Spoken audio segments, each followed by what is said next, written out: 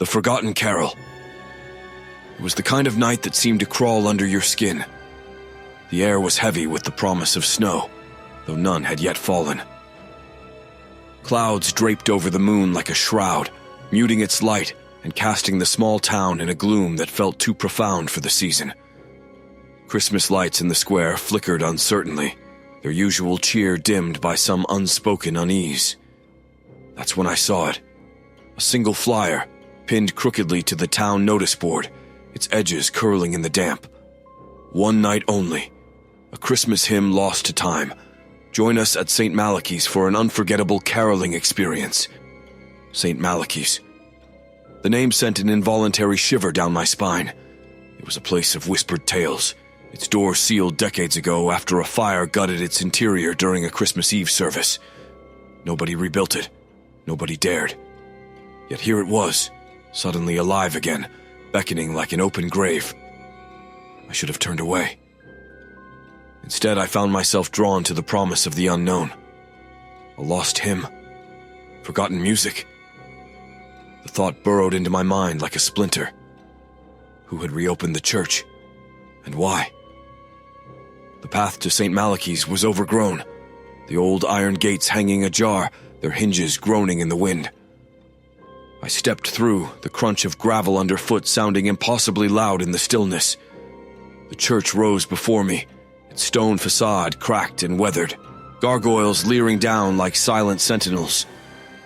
Candlelight flickered weakly through the stained glass windows, casting fractured shapes onto the snow-dusted ground. I pushed open the heavy wooden doors, half expecting them to resist, but they swung inward easily as if welcoming me. Inside, the air was colder than outside, the chill biting into my skin. The faint smell of burnt wood lingered, a ghostly echo of the fire that had consumed this place. Hello? My voice barely carried, swallowed by the vastness of the nave. No one answered, but faint music whispered from somewhere deeper within. A melody, fragile and haunting, called me forward. The hymn pulled me through the dimly lit nave, the pews cloaked in decades of dust. The faint glow of candlelight led me to the altar, where a figure stood, shrouded in shadow. His presence felt wrong, too still, too deliberate, as if the air around him bent to his will. "Welcome," he said without turning. His voice was soft, yet it carried an unnatural weight, each word pressing against my chest. "You've come to witness the song, haven't you?" I hesitated. I saw the flyer. Is there a performance tonight?" A low chuckle. He turned then, revealing a face that was neither young nor old, his features sharp yet indistinct, as if caught in perpetual twilight. In his hands was an ancient book, its leather cover cracked and flaking. "Not a performance," he murmured, holding the book out to me. "A participation." The book's pages were yellowed with age, the ink faded yet legible. Notes and lyrics coiled across the paper, their arrangement unfamiliar, unsettling. The title at the top read, "The Forgotten Carol." The melody I'd heard earlier grew louder, though I couldn't see its source. "What is this?" I asked, my voice trembling. "A gift," he said simply. "A hymn that transcends time. But it must be sung to be understood." I should have left. Every instinct screamed for me to walk away, to let the shadows of this place swallow the man and his cursed book. But something rooted me to the spot, a deep, primal curiosity mingled with dread. I opened my mouth to refuse, but instead, I found myself saying, "How does it go?" He smiled, a thin, bloodless curve. "I will guide you." Together, we sang. The first note felt like ice piercing my throat, the melody too mournful, too wrong. As the song flowed, the air around me seemed to ripple, the candle flames bending and dimming. I tried to stop, but my voice pressed on as if possessed by the hymn itself. The nave darkened, shadows pooling in the corners and stretching toward us like grasping fingers. The man's voice deepened, its timbre resonating in my bones, and I realized he was no longer singing words, but something far older, a language that clawed at my mind. A low, keening wail rose from behind me. I spun around, the hymn dying in my throat. From the shadows emerged figures. Not human, not entirely. Their forms were translucent, faces hollow and twisted in pain. They carried fragments of Christmas cheer, a scorched wreath, a cracked candle. But in their hands, these relics became grotesque, mockeries of celebration. The man closed the hymn book and stepped back, his expression serene. "The carol has awakened them," he said, "and now they will claim what is theirs." I stumbled backward, the hymn still echoing faintly in the cavernous church, as though the building itself had memorized it. The ghostly figures edged closer, their hollow eyes locking onto mine. There was no malice in their gaze, only a sorrow so profound that it gnawed at the edges of my sanity. "What do they want?" I whispered, my voice barely audible over the strange rustling sound that filled the air, like brittle leaves scraping across stone. "To reclaim what was stolen," the man replied, his voice calm, almost reverent. "You've sung the carol, and now they've been called forth to finish what began long ago." "I didn't steal anything," I shouted, panic creeping into my tone. His thin smile didn't waver. "No, but you've opened the door, and once opened, it cannot be closed." The nearest figure, a woman draped in tattered holly, her face a gaunt mask of anguish, extended a skeletal hand.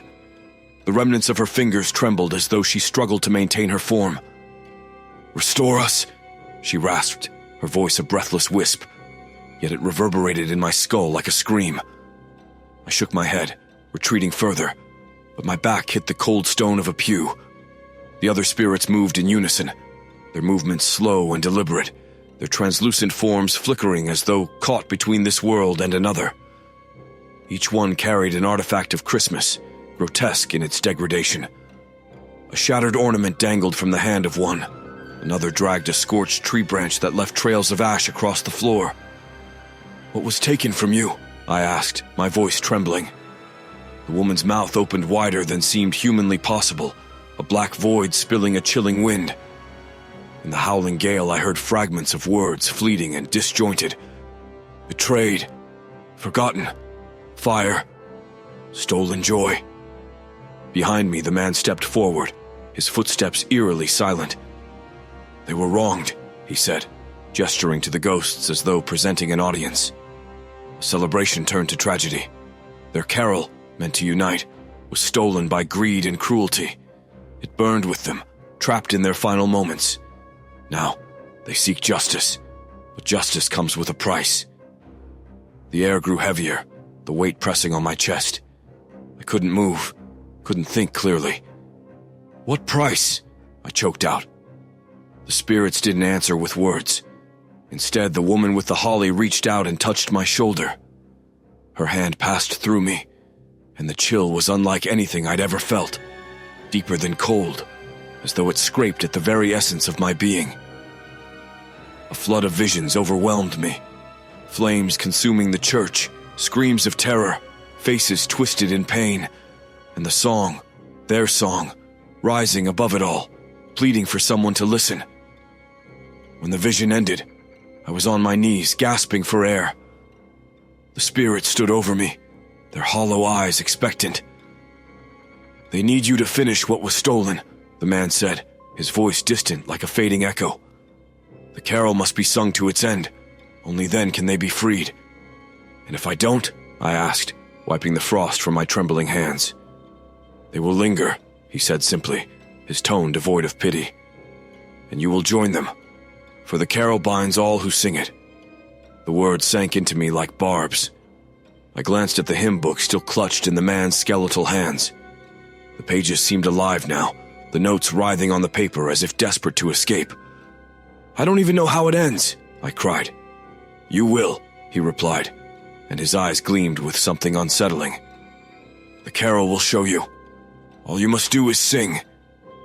The spirits watched me, their silent presence unbearable. I knew deep down that the man wasn't lying. The carol wasn't just a song. It was a ritual, a contract written in the language of despair.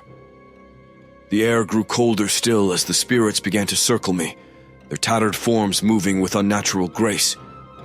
They whispered fragments of the carol in mournful tones, the words blending together into a chilling harmony that made the hairs on my neck stand on end. The man handed me the hymn book. The leather felt too warm, pulsing faintly as though it had a heartbeat of its own. "Sing," he urged, his voice soft but commanding. I opened the book, and the notes seemed to leap from the page, imprinting themselves into my mind. As I sang, the shadows of the church shifted, and the ghosts halted their movement, their hollow eyes fixed on me with a mixture of hope and dread. The first verse came easily, but with each word, my voice faltered. The melody clawed at my throat, and the lyrics twisted into pleas for salvation that I could barely comprehend. The spirits drew closer, their forms becoming more distinct. I could see the anguish etched into their faces, the scars of betrayal and suffering.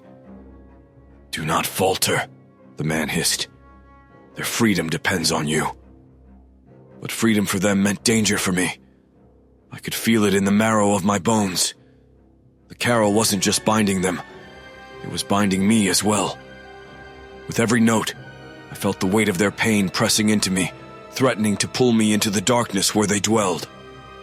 As the second verse ended, I realized with dawning horror that the carol's true power hadn't yet revealed itself.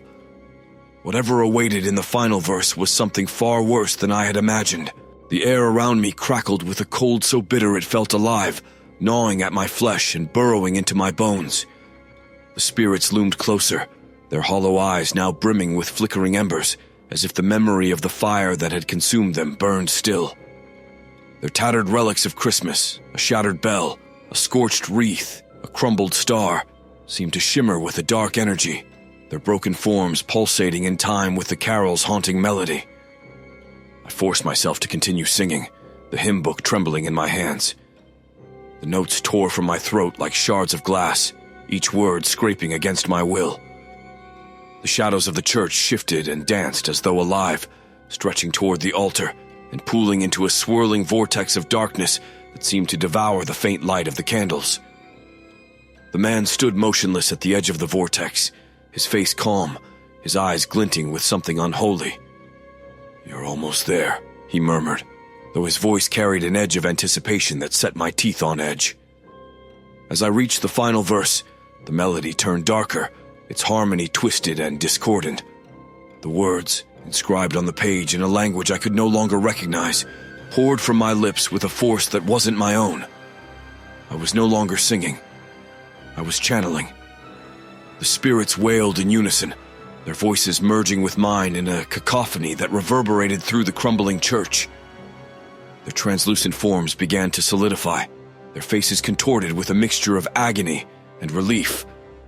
The vortex pulsed violently, its darkness lashing out in tendrils that seemed to grasp for something, or someone. The final note came, long and trembling, as if the hymn itself hesitated to end.